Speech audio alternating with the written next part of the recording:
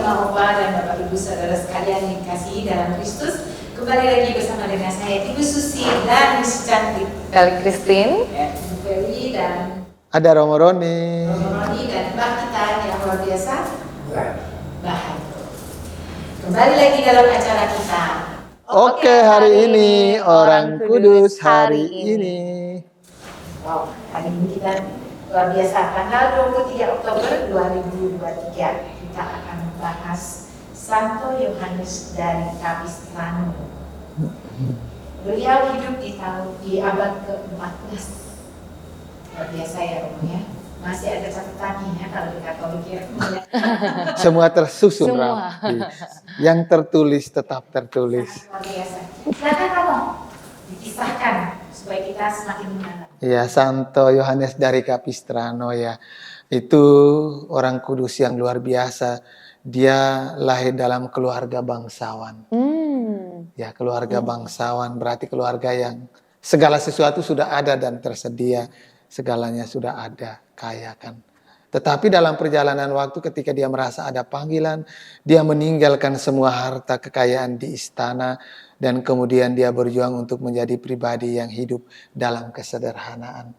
Itu boleh dikatakan penyangkalan diri yang luar biasa. betul. Berani meninggalkan kemewahan, berjuang untuk hidup sederhana. Itu suatu pengorbanan dan penyangkalan diri yang luar biasa dari orang kudus ini. Kemudian dalam karya pelayanannya dia menaruh perhatian yang luar biasa kepada orang-orang sederhana. Karena dia hidup sederhana, kesederhanaannya itu memampukan dia, menggerakkan dia untuk terjun, untuk mendekati orang-orang sederhana. Maka kalau kita melayani orang sederhana, tanpa kita sendiri harus hidup sederhana, itu sesuatu yang mustahil. Betul. Ya. Kemudian dia juga menaruh perhatian yang luar biasa terhadap ini karya sosial gereja, terutama melindungi gereja dari ajaran-ajaran sesat yang berusaha untuk menghancurkan atau membinasakan ajaran gereja atau iman gereja pada zaman itu. Jadi orang kaya raya kemudian hidup sederhana itu suatu pilihan hidup yang bagi saya tidak gampang. Apalagi kalau pilihan hidup itu direnungkan di zaman sekarang, semuanya sudah tersedia, ngapain susah-susah. Betul. Tapi itu Santo Yohanes dari Capistrano, dia siap sedia melakukan hal itu. Dan kemudian di dalam karya pelayanannya yang Mbak Harto, dia menaruh perhatian yang luar biasa akan beberapa hal. Ya, pengurusan gereja, dia pengurusan dalam gereja, dalam arti administrasi gereja, karya pelayanan sosial gereja, dia menaruh perhatian yang luar biasa. Sehingga karya pelayanan gereja itu benar-benar menyentuh mereka yang harus dilayani. Tidak hanya sekedar pelayanan, tetapi pelayanan itu harus menyentuh mereka yang membutuhkan pelayanan dari gereja, yakni pelayanan dari kita semua. Dan kemudian kembali lagi, pengabdian yang luar biasa, yang total kepada orang miskin. Hidup di keluarga kaya raya tidak membuat dia gengsi untuk mendekati orang miskin. Nah itu gimana Romo? Prosesnya gimana dari dia hidup kaya, lalu dia bisa tersentuh untuk mengurusi orang-orang yang sederhana? Tentu itu pertama, kalau permenungan pribadi saya, tentu itu pertama kedekatan diri dengan Tuhan. Dan akhirnya dia mampu mendengarkan suara Tuhan, suara hati, suara Roh Kudus. Itu suara panggilan. Kan biasanya kalau itu kan seperti kalau kita lihat orang-orang kudus yang lain kan ada misalnya dia pengalaman mistik, kemudian misalnya dia karena di sekolah asrama lah, di mana-mana. Nah, kalau ini untuk Santo Yohanes dari Capistrano ini itu pertama-tama sih karena panggilan dari Allah. Jadi kalau Allah sudah memanggil, memilih dan mengutus kita, apapun tantangannya, apapun hambatannya, pasti kita akan lewati itu. Tidak diceritakan Romo bagaimana dia bisa terpanggil. Iya, karena dia hidup di zaman, dia pertama hidup di istana yang mewah. Kemudian ketika dia memutuskan untuk menjadi seorang imam, kemudian dia berjumpa dengan orang-orang miskin yang di luar sana. Selama dia hidup di istana, dia tidak melihat orang-orang itu. Tetapi ketika dia berani meninggalkan istana, terjun ke dunia luar, di sana ternyata banyak orang miskin. Dan kehadiran orang miskin menggugah hati nurani dia untuk melakukan sesuatu terhadap mereka. Dan Yohanes dari Capistrano ini masuk ke ordo apa? Dia Fransiskan. Fransiskan. Fransiskan itu juga, orang ke bawah. iya, dia Fransiskan itu juga menaruh perhatian kepada orang-orang sederhana, orang-orang miskin dan terlantar. Dan itu Santo Yohanes dari Capistrano berani melakukan itu karena keberanian dan ketekunan. Kemudian selain karena itu panggilan Tuhan, ada keputusan yang berani dari dalam hati, komitmen yang berani dari hati sendiri. Kemudian siap untuk hidup sederhana. Sekali lagi kita bahas orang-orang kudus itu banyak tema, banyak teladan hidup yang mereka berikan kepada kita itu Pak Harto, itu hidup sederhana. Betul, betul. Ya, hidup sederhana. Tanggal berapa itu kita juga bahas. Santa Margareta Maria juga bicara tentang hidup sederhana. Orang-orang kudus yang luar biasa. Dan Santo Yohanes dari Capistrano kembali mengingatkan kepada kita untuk hidup sederhana. Karena kalau kita hidup sederhana, kita membuka pintu hati dan pintu hidup kita supaya rahmat Allah mengalir. Tetapi kalau kita berfoya-foya, kita menutup hati dan hidup kita terhadap pintu kerahiman dan berkat dari Allah. Ya, itu setuju. Dan kemudian penginjilan dan penyebaran iman. Jadi dia berjuang untuk supaya imannya akan Allah Tritunggal tidak hanya ia imani, tetapi iman akan Allah Tritunggal itu juga berkembang di kalangan masyarakat luas.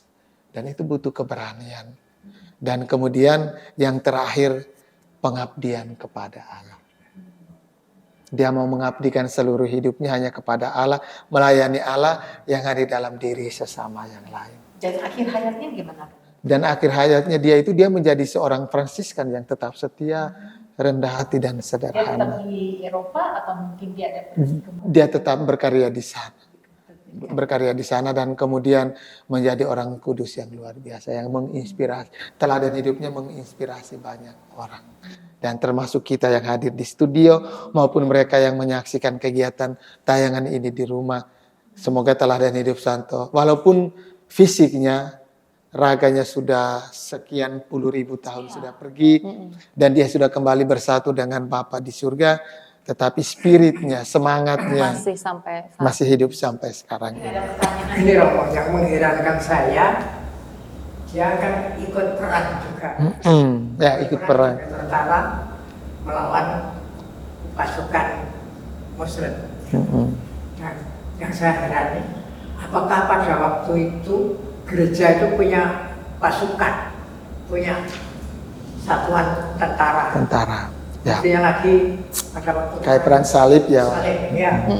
Apakah pada waktu itu seperti itu?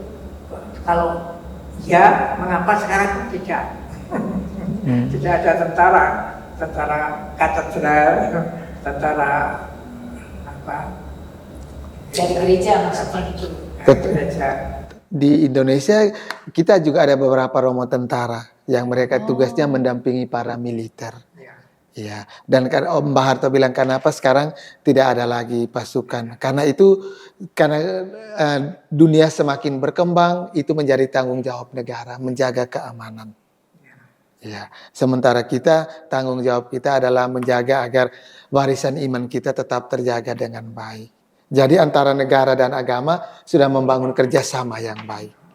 Itu sudah ada kerjasama. Kecuali si Paus yang mempunyai pasukan dari Oh iya, itu pasukan pengamanan. Kan Bukan perang ya, mengamani. untuk hiasan.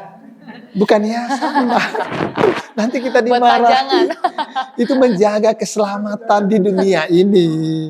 Dan itu untuk menjaga keselamatan fisiknya. Ya. Karena belajar juga dari pengalaman Santo Yohanes Paulus II ketika dia diserang oleh ahli Aksa. Ditembakkan.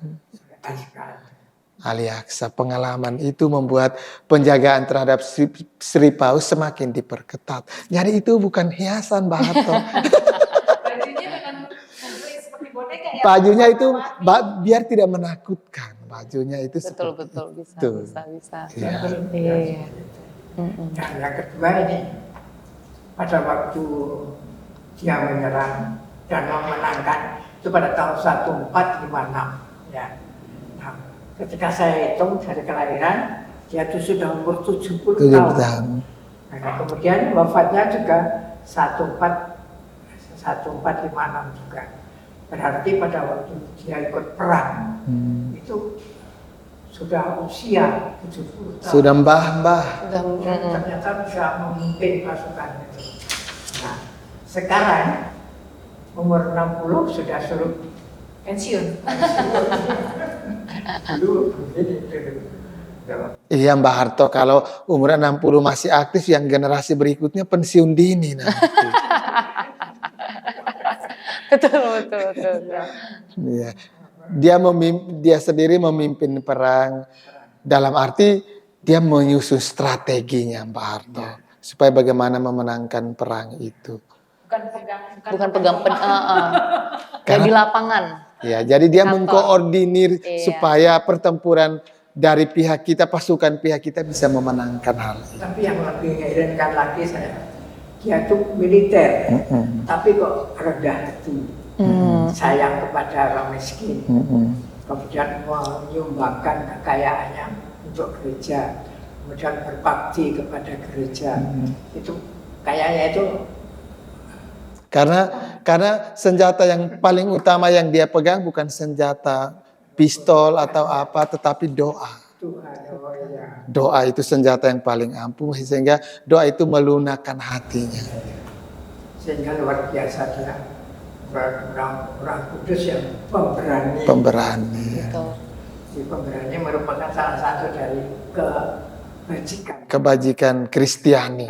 Mungkin ada rangkumannya untuk Santo Yohanes ini buat kita semua, yang poin-poin yang kita harus perhatikan. Betul. Iya. Kalau saya di zaman sekarang ya, iya Mbak Harto, pertama kita harus berjuang untuk melawan keegoisan diri kita sendiri, melawan kenyamanan diri kita sendiri. Karena terkadang kita larut dalam kenyamanan. Lalu yang kedua, ketika kita membahas orang kudus yang luar biasa ini, yang saya pikirkan itu bukan hanya kemiskinan material, tetapi kemiskinan rohani. Betul. Kemiskinan hati. Banyak orang mengalami. Ya, Mbak Harto, banyak orang mengalami kemiskinan rohani. Iya. Karena orang semakin bekerja dan lupa akan Tuhan.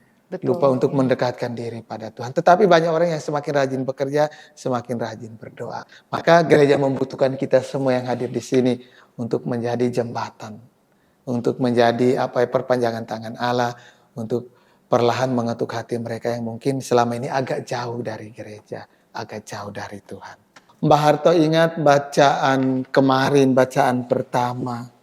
Rasul Paulus bilang uang itu akar dari segala kejahatan. Berarti bukan uang itu sesuatu yang najis, tetapi kalau uang disalahgunakan.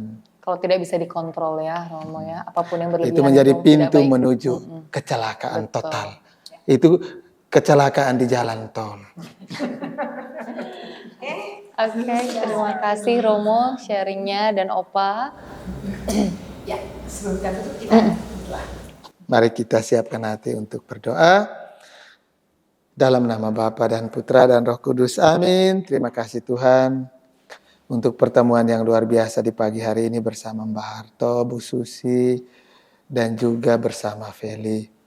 Semoga apa yang telah kami pelajari dari Santo Yohanes dari Capistrano memampukan kami untuk setidaknya belajar dari teladan hidup orang kudus ini, agar iman kami bertumbuh dan berkembang di tengah perkembangan zaman yang semakin menantang kami.